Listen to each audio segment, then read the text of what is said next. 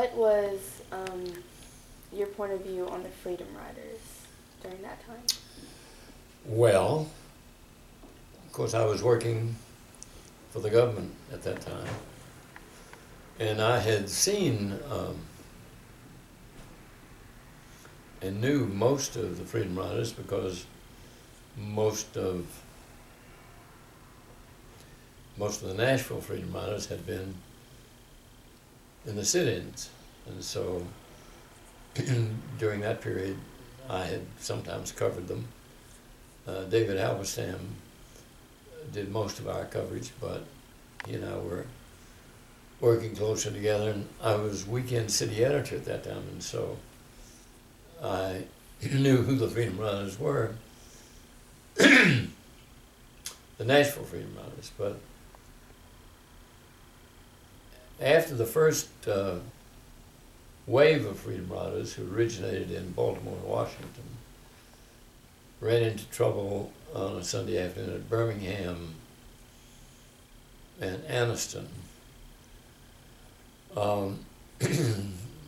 there was a riot on the roadside at Anniston. They stopped one of the buses in the bus station in Birmingham, and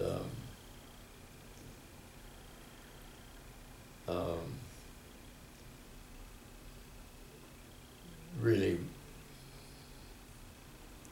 threatened and attacked some of the kids on that bus. And the other bus on the highway at Anniston, those young people were really badly beaten and mauled, and the bus was bombed, set fire to, and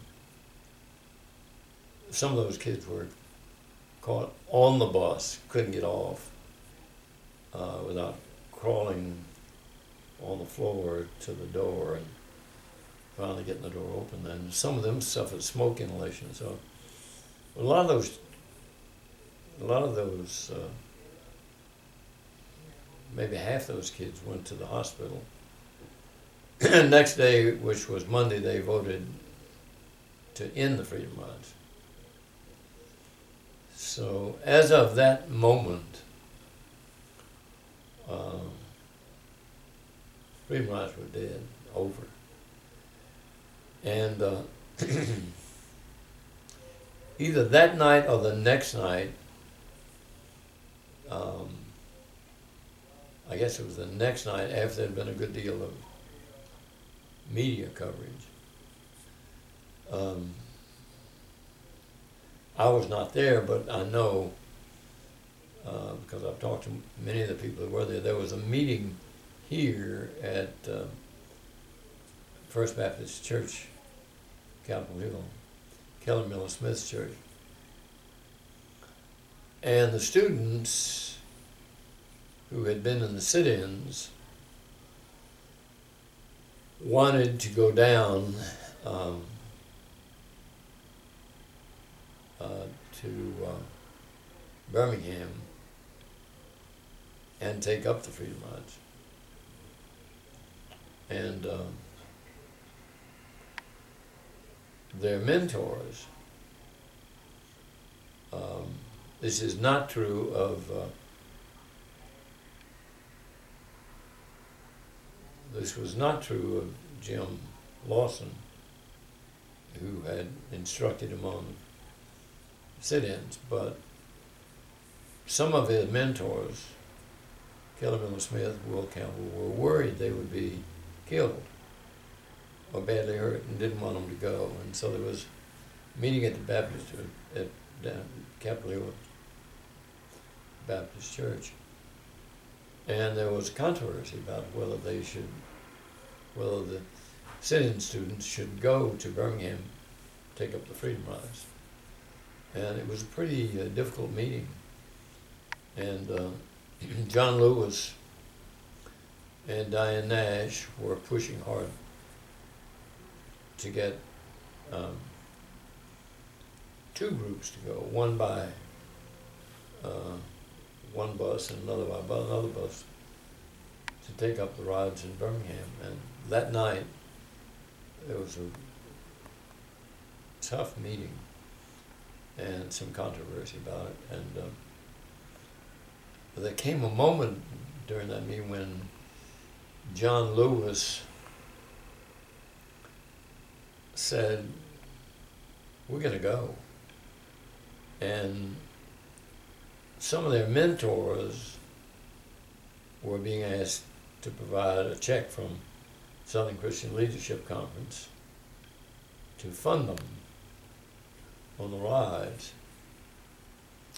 And they were having difficulty getting that check. And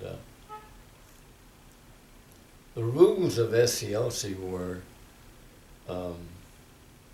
took 2 signatures. And Kelly Miller Smith gave them a check with only 1 signature on it, knowing that they'd have some difficulty. But at any rate, they managed to get the money, and they did go. And got to Birmingham, and of course there was a great deal of media attention on the Monday after the assault on the riders at Anniston. And then I was in the Justice Department, and the next day, Attorney General took me to the White House to meet with the President about it, and they said, "Go down there," and the problem was, we found on Monday morning, they voted not to continue the ride, so they went to the airport. But there were 2 bomb threats, so they couldn't get out of the airport. And so the President, Attorney General just said, "Go down and go to the airport and get them out of there on a plane and take them to New Orleans and let's put this behind us." I mean, the fear that they were going to be killed or someone would be killed was very real. And so I think all of us in administration were basically hoping that Freedom Rides would end and that nobody would be murdered or assaulted. So I went down and went to the airport, and they were there, a small group, and they were frightened. And there had been these bomb threats. Crowd had gathered at the airport, mob outside. Some would come inside, threaten them. They were so frightened that they would go to the bathroom in pairs or in triplicate, but it was a very tense situation. But I got together with in a room with the executives from the 2 airlines out of Atlanta, Eastern and Delta. And I said, "Here's what we will do." And of course, it helps talk to regulated airlines if you're representing the President and the Attorney General and the head of the Federal Aviation Administration, Chief Wallaby. I said, "Here's what we're going to do. Next airplane to New Orleans, we're going on it.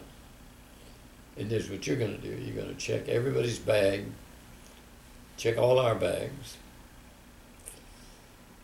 all the Freedom Riders and mine, then check all the bags of people who," it was before you worried about airport security.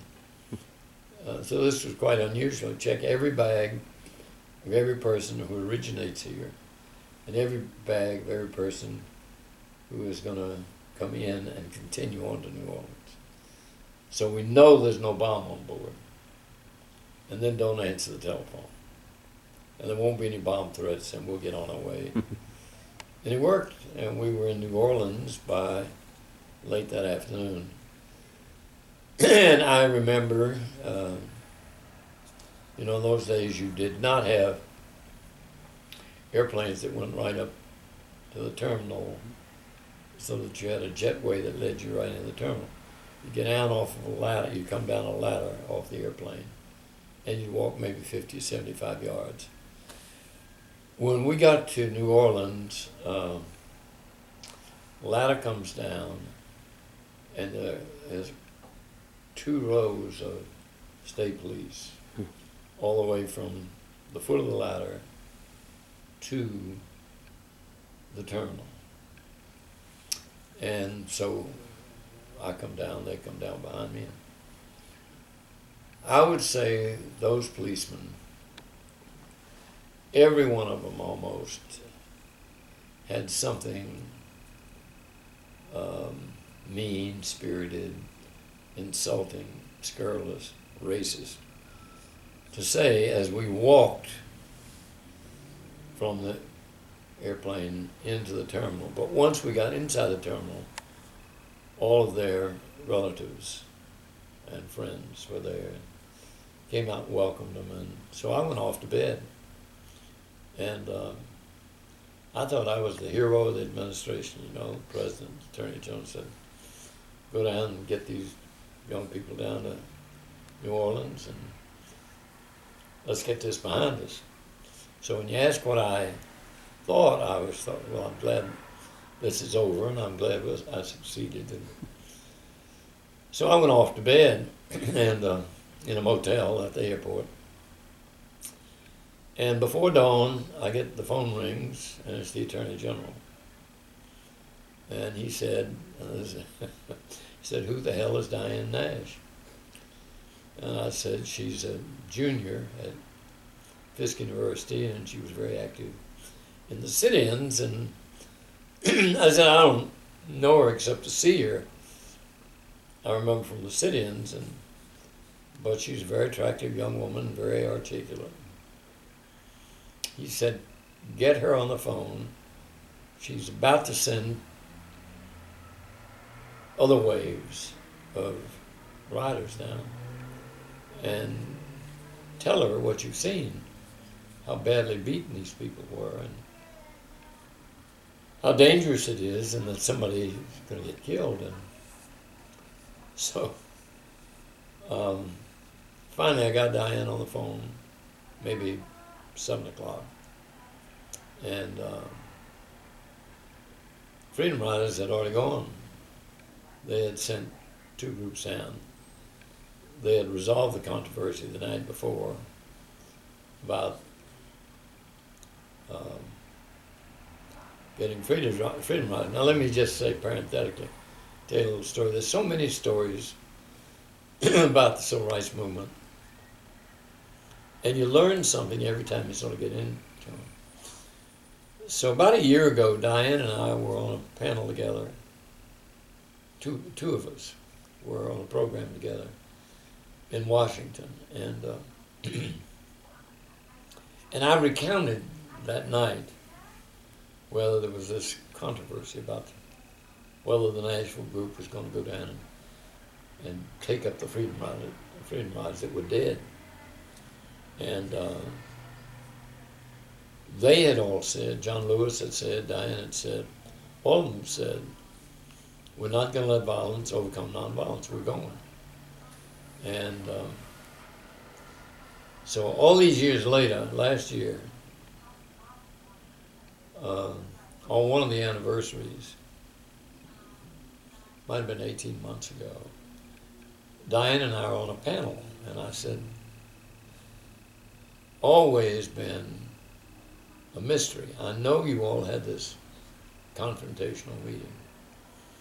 And I said, the thing I know most about it is Reverend Will Campbell, who did not want him to go, said to John Lewis, who was then a young student at American Baptist Seminary, said, John, pride is a sin. And I want to ask you, examine your mind and tell me if you are not letting the pride of sin overcome your good judgment. And John said, yes, Will. I admit pride of sin, but we're going to go. And that's when they gave him this check. So all this time later, I'm talking to Diane on this program. And I said, what I can't figure out is how you got the check cashed. And she said, do you know who Mr. Sam Sims was? And I said, yes. Sam Sims was a numbers racketeer.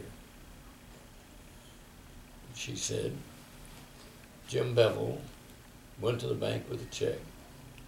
They wouldn't cash it because it only had one signature. Then he took it to Mr. Sam Sims. So the Freedom Riders in Nashville brought the Freedom Riders back to life because Sam Sims was willing to cash the check. I think it was $1,900. I think there were 19 of them. And which has always been a great secret. But as I say, things sort of evolve, you know, as time passes and you find new details of the story. Sam Sims is dead now. He was, I knew him quite well, and years later I had a conversation with him and told him about what Diane said, and he laughed and said, yeah, I remember that young man coming to see me, and said, he said, I was a numbers racketeer. I had a master's degree in accounting, I think from Tennessee State, but maybe Fisk. And he said, there was no job open for someone with that academic background except as a Pullman porter. And I didn't want to be a Pullman porter. And so my father was in this business of numbers racketeering, and I followed him in that, and that's the reason I was doing that. Instead of doing something else, said the only jobs open to young black men with college degrees were being Pullman porter, and I didn't want to do that. And I always remember saying, so anyway, so I come down, get them, and then I call Diane, and she was not listening to me. And I was saying, look, there are X number of people in the hospital who can't travel. They almost died. There is a man who has a hairline skull fracture. He's able to travel, but he voted in the Freedom Rides. And there are people here with fractured skulls and broken bones. And if you send any more students down here to continue the Freedom Rides, somebody's going to get killed. And I can remember talking to him. My voice would go up, decibel, decibel, decibel. I was practically saying, young woman, do you not realize what you're doing? You're going to get somebody killed. You know, I'm official of the Justice Department, representative of the President of the United States. And she's a junior at Fisk University. Her voice never goes up at all. But at the end she said, I know, we know that somebody's probably going to get killed, but we're simply not going to let violence overcome nonviolence. And so they came, and I called the Attorney General and told him, while I had been the hero of the administration the night before, I now was a flop. I had failed on my assignment, and they were coming.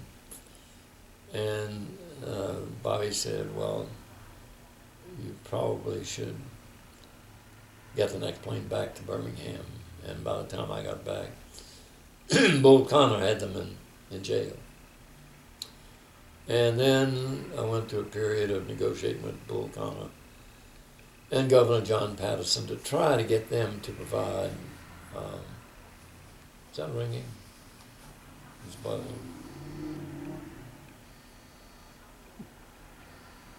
It's not anybody I know. So to try to get them to provide safe conduct for the Freedom Riders. And the seminal conversation was with Governor Patterson, who was very tough, very angry at both the President and the Attorney General, and at me because I was representing him. And he said, we can't protect them. You can't protect people who don't want to get protected. They want to be here. And we can't protect them. And I'm sitting in his office, the governor's office in Montgomery, conference table around in his office. And members of his cabinet were there too. And he says to me, look across. That man right there is Commissioner of Safety. His name is Mann, Floyd Mann. Floyd, tell John that it's impossible to protect these people. And you know, first impressions, it's bad to make a first impression that it make an impact on him. I look at this fellow, sunburn, freckles, gray hair, sprinkled, wearing glasses, big thick glasses. And I thought redneck.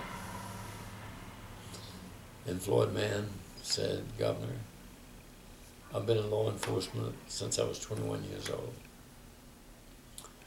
And he was then in his 50s. He said, if you tell me to protect them, I will protect them. And I'm looking at John Patterson. He didn't get mad, but he was taken aback. His Commissioner of Safety had said something directly contrary to what he had said. They can't be protected. Floyd said, tell me to protect them, I'll protect them. And Patterson does not get angry. He's really sort of mystified. And he said, Floyd, how? And he said, well, I'd have officers on the buses. I'd have a police car in front of the bus and back of the bus. I'd have an airplane or a helicopter overhead, and we'll protect them. Now John Patterson is, and you can sort of see the wheels turning, and he's thinking about his political friends, and he thinks about Bull Connor in Birmingham, and Commissioner Sullivan, police commissioner in Montgomery. And he said, but Floyd, do you think you can work it out with Bull Connor and Sullivan? Let them protect them on the city streets of Birmingham and Montgomery. Bull in Birmingham and Sullivan in Montgomery. And we protect them on the highway. And Mann said, yes, I believe that can be worked out, Governor, let me see. So he leaves to make a phone calls to the two men. And Patterson continues to sort of berate me, condemn the President, condemn the Attorney General. Floyd Mann comes back and says it's all worked out. Bull Connor's got him in jail. He's anxious to get him out of town. And Sullivan says he'll cooperate. So I say to Patterson, I need to let the Attorney General know that we worked this out. Why don't you and I develop a statement? So I'll read it to him, and then we can issue it to the press. So John Patterson and I work out the details in which the governor says,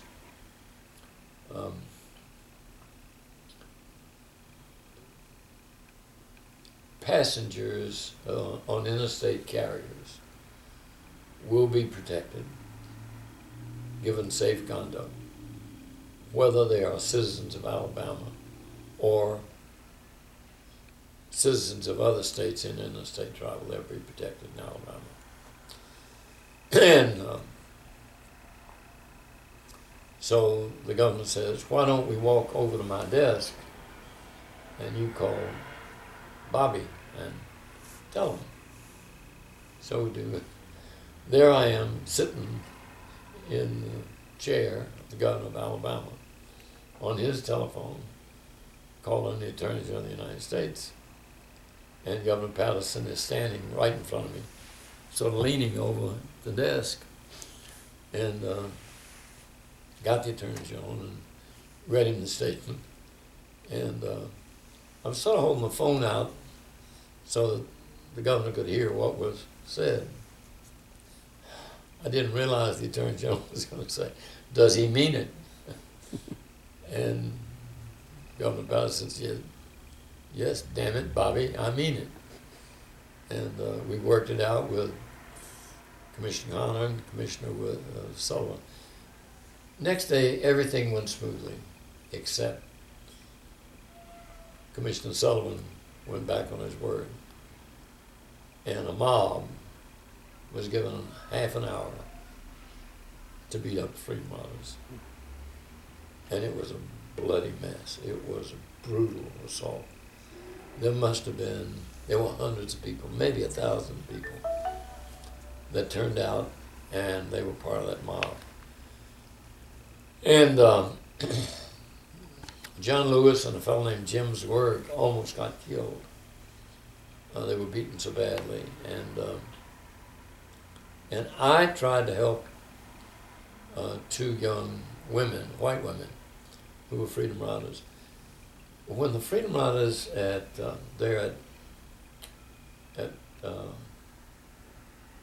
Montgomery got off the bus, the young men got off first, and John and Jim's were first off the bus. I didn't see this, but I arrived shortly after. The Federal Building was just across a little alleyway from the bus terminal, and so when I pulled up to the Federal Building, I was riding with a lawyer named John Doerr, and he had business in the Federal Building, and he had ridden down with me from Birmingham to Montgomery. We opened the door, we could hear the screams. You could see their bags being thrown into the air. And John Doerr ran for the Federal Building. And I began to circle the block in this rental car that I was driving in. And they were being beaten badly. I know from what I've been told by people involved that John and Jim got off the bus first. Cameramen had all been attacked. Their cameras smashed. They were beaten. And